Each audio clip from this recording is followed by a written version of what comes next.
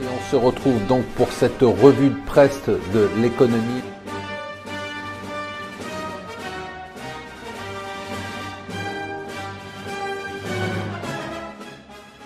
Bonjour et bienvenue sur Mon Financier pour le Morning Zapping. Nous sommes le jeudi 27 septembre. La nouvelle du jour, qui n'est pas une surprise, mais quand même c'est important, c'est la hausse des taux d'intérêt par la Fed. C'est la 8e hausse des taux d'intérêt depuis la fin 2015. La Fed a dit en plus qu'elle allait probablement remonter ses taux encore une fois dans l'année. En tout cas, c'est ce qu'on entend. Bon, la raison, on la connaît, hein, c'est que l'économie américaine va bien. Elle va même très très bien. Ça carbure, hein, les projections de croissance sont très fortes, même si on voit un ralentissement à partir de 2020-2021. Prévision sur l'emploi, c'est 2,5%. La confiance, 3,5%, pardon. La confiance des entreprises et des ménages est au plus haut depuis 18 ans. Donc on n'a vraiment que des indicateurs au vert pour l'instant. Du coup, la Fed dit, écoutez, même si Trump ne sera pas content, on est obligé de monter les taux d'intérêt.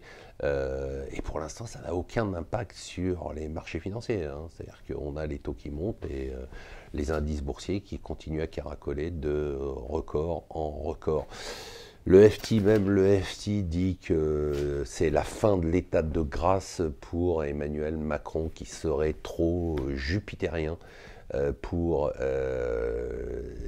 les Français, qui auraient un programme qui, bien évidemment, a des réformes, mais dans lequel il n'y a pas suffisamment d'éléments pour permettre à l'économie française de repartir. C'est la première fois quand même que, indirectement, hein, le Financial Times critique le président Macron, qui était quand même un de ses chouchous. C'est assez troublant. Alors l'autre claque du jour qui est très importante, c'est le patron du groupe parlementaire, donc à l'Assemblée allemande, du groupe parlementaire conservateur.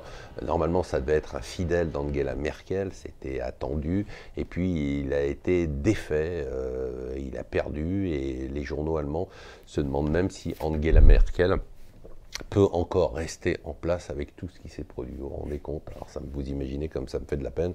Angela Merkel qui serait sur le point, ou peut-être va-t-elle tenir encore quelques années, mais en tout cas elle est extrêmement affaiblie. Et enfin on termine par une très très bonne nouvelle.